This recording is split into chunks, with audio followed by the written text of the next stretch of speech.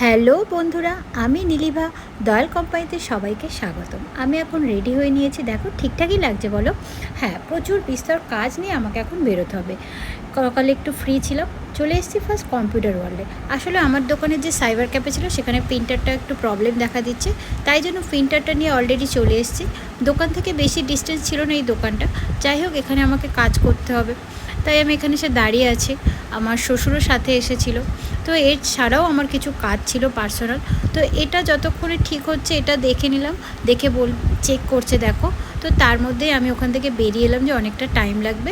তো আমাকে এখন যেতে হবে একটু পার্লারে। বুঝতেই পারছো, নিজের একটা প্যাম্পার বলে ব্যাপার থাকে, কিন্তু বিশ্বাস করে বিশাল কিছু করতে পারছি না, কারণ সেই টাইমটা যে নিজেকে দেবো একদমই নেই। চলে এসেছিলাম পার্লারে, বাড়ির কাছাকাছি আমি একটা পার্লার ইউজ করি। তো সেখানে গিয়ে আমার মোস্ট ইম্পর্টেন্ট কাজ ছিল, যেহেতু আমি ভিডিও করি, তো আমার আইব্রোসটা দেখো একদমই শেপ নষ্ট হয়ে গেছে। তো সেটাই আমি ঠিক করলাম, আইব্রোসটা করলাম, ফোরহেডটা করলাম। তো দেখলাম না ঠিকঠাকই আছে। আর প্রতিবারই করার সময় চোখ থেকে একটু জল বেরোয়, আর কী করবো। যাই হোক, তারপরে সোজা বাড়ি চলে এলাম, কারণ ছেলে আসার টাইম হয়ে গেছে আর আমাকেও আবার বেরোতে হবে। কোথায় বেরোবো দেখতেই পাবে দেখো। তো ফাইনালি বাড়ি চলে যাচ্ছে, আর এখন তো আমার বাড়ির সামনে টোটোরা সব ভিড় করে দাঁড়িয়ে আছে, তো প্রচণ্ড প্রবলেম হচ্ছে। যাই হোক, মুখটুক সব কালো হয়ে গেছে আর কি।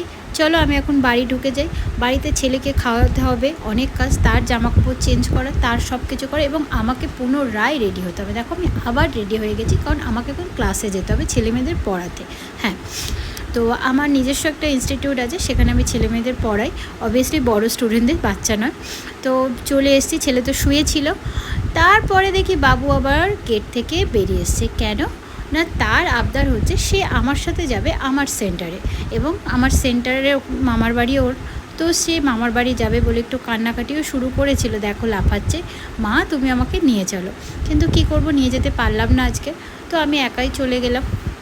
আসলে প্রতিদিন এটাই হয়, ওখানে গেলে ও খুব দুষ্টুমি করে। মামার বাড়ির সাথে ওটা মানে আমার মায়ের বাড়ি, তার নিচেই আমার হচ্ছে কোচিং ইনস্টিটিউটটা আছে। একদিন তোমাদেরকে পুরো আমার কোচিং ইনস্টিটিউটটা দেখাবো।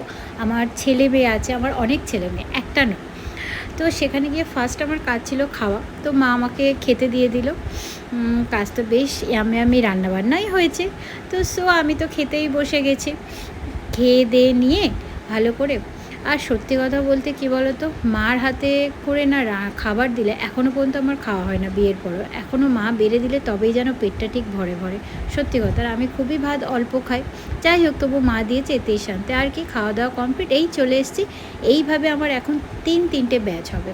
এটা আমার ফার্স্ট ব্যাচ চলছিল, এরপরে আমার 3টে ব্যাচ পুরো কমপ্লিট হবে, এবং সেটা ওটাতে প্রায় 6:30 7টা বেজে যায়। দেখো এবার আমার কোচিং ফাঁকাই হচ্ছে, আমার কোচিং ভাঙা চোরা কোচিং, কিন্তু কোচিং এটা আমার খুব শান্তির জায়গা, যেটা তোমাদের সাথে শেয়ার করলাম। এটা আমি পরে ফ্রন্টটা দেখাবো কোন। দেন ক্লাস কমপ্লিট, অলরেডি 6:30 ওভার হয়ে গেছে, 7টা বাজতে যায়। তো আরেকবার দেখো অনেক কিছুই আছে। যাই হোক, বদ্ধ করে আমি এবার বাড়ি ফেরার পথে। সো চলো টাটা, নেক্সট ব্লগে দেখা হবে। আমার কোচিং সেন্টার সম্পর্কে আরও অনেক কিছু দেখাবো, কী সেখানে পড়ানো হয়, সেখানকার স্টুডেন্টদের সঙ্গে সবার সাথে পরিচয় করাবো, আরও অনেক অনেক অনেক গল্প নিয়ে আসবো। তো আপাতত আজকের দিনটা আমার এই সব কাজকর্ম করেই কেটে গেল। টাটা।